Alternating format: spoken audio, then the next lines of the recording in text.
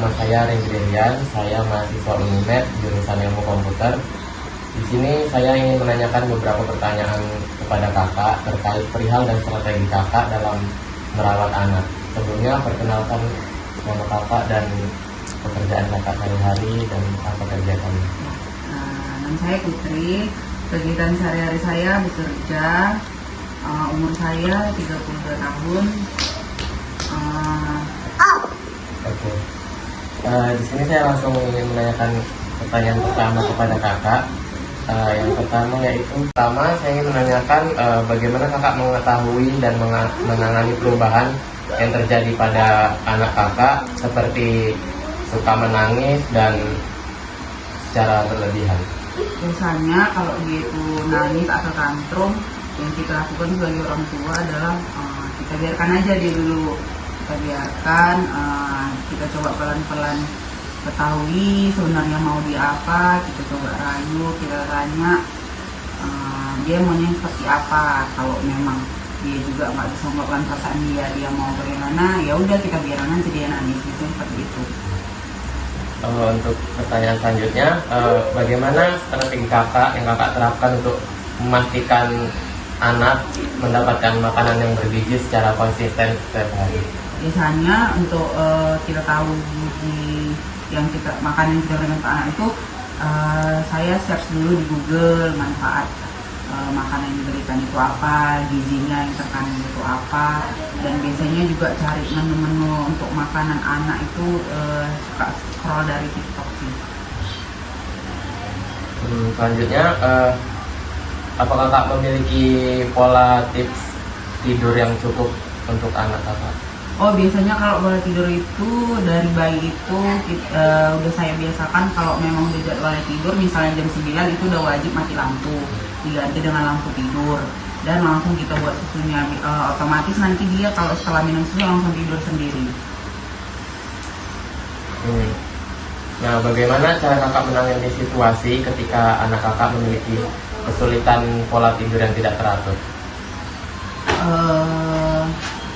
Kalau dia mengalami pola tidur yang tidak teratur, biasanya ya dibiarin aja dulu, nanti sampai dia capek sendiri, pas dia juga akan tidur sendiri. Itu aja sih.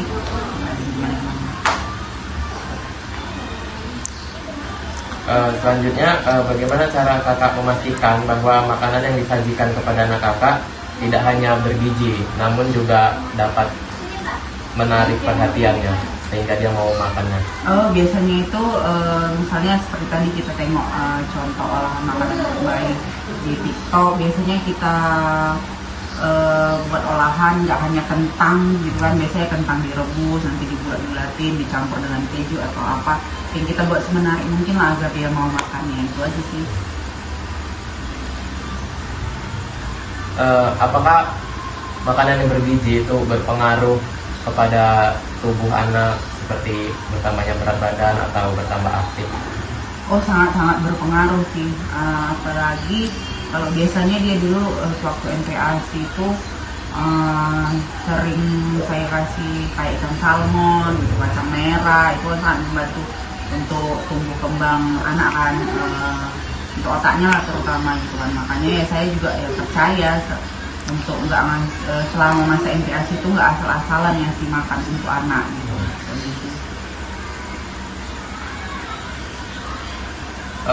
Bagaimana cara kakak mengajarkan anak untuk mengelola emosi mereka sendiri dalam situasi yang mungkin membuat mereka sensitif?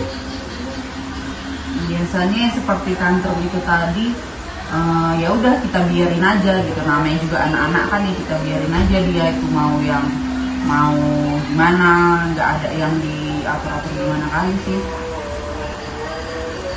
Selanjutnya, apakah menurut kakak sendiri tingkat kesadaran orang tua terhadap pemantauan pertumbuhan anak itu penting? Gimana tuh? Bagaimana, apa menurut kakak sendiri tingkat kesadaran orang tua terhadap anak itu sangat penting? Oh, sangat penting, karena kan kita bisa tahu perkembangan anak itu.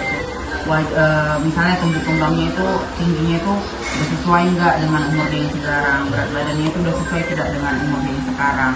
Kalau memang kita rasa kurang, kita kan bisa search dulu di Google ya tadi kan. Bagaimana kakak mengendalikan emosi kakak sendiri pada saat anak sangat sulit untuk diatur makannya atau sangat sulit diatur tidurnya?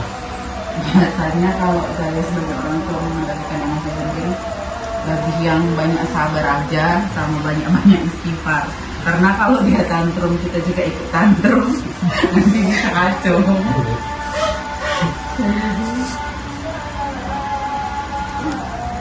Sampai saat ini, apakah kakak menggunakan sumber daya digital lainnya untuk memantau pertumbuhan giginya? Nggak ada sih. Nggak ada. Jadi di sini kami ingin menawarkan aplikasi tentang tips parenting, cara merawat anak yang baik dan benar. Harapannya aplikasi ini bisa membantu kakak dan memandu kakak sedemikian rupa untuk merawat anak kakak sehari-hari. Pada aplikasi ini kami menaruh beberapa informasi seputar tingkah laku anak, makanan bergizi bagi anak, tingkat emosi anak, berat badan yang ideal untuk anak, serta bahkan tips cara mengatasi emosi orang tua di tengah keruhnya merawat anak. Apakah menurut kakak aplikasi ini membantu parenting kakak sehari-hari? Saya rasa membantu karena juga sebelumnya saya itu udah ada referensi aplikasi kayak The Asian Parents. Itu sih biasanya yang sering saya lihat. Menurut kakak, aplikasi yang kami tawarkan ini apakah mempermudah kakak dalam mengetahui informasi terkait merawat anak? Saya rasa mempermudah. Oke, baik, terima kasih kak waktunya. Mohon maaf apabila ada segala kesalahan dan terima kasih. Sama-sama.